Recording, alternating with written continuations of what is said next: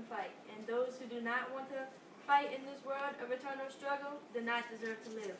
When hearing this quote, how much hatred and disgust do you feel inside?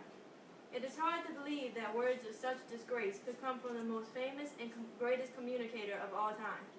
In 1889, in Braunau, Austria, one of the most famous politicians was born.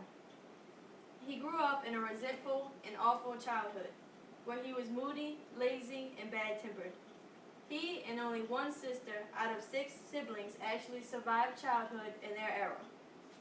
Born before the technology age, this man was an aspiring artist who was denied entry into the Vienna Arts Institute not only once, but twice. His failures led to a different art, communication. While others played sports and spent plenty of time outdoors, he spent most of his time pacing in a room and whistling to his own tune in order to relax and prepare himself. He became a natural speaker who exploited his prejudices against Jews. Over his reign from 1933 to 1945, he managed to order for over 6 million Jews to be murdered. What kind of skills could a man with such a bizarre mind use in order to become a mastermind communicator? It's pretty simple. His ability to use his elevated voice and hand gestures allowed him to fictitiously persuade his followers.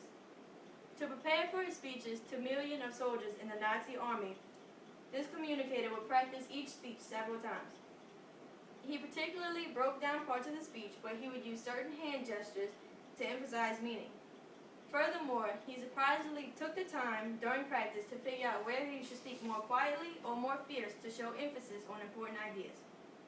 To get the German military to follow his authority and listen and follow his footsteps, this man had to persuade each and every soldier. In order to do this, he used his ruthless emotions and charismatic speech to convey his message across the country. By speaking as if things were personal to him, other people could not help but to believe that he would follow through with the things that he said.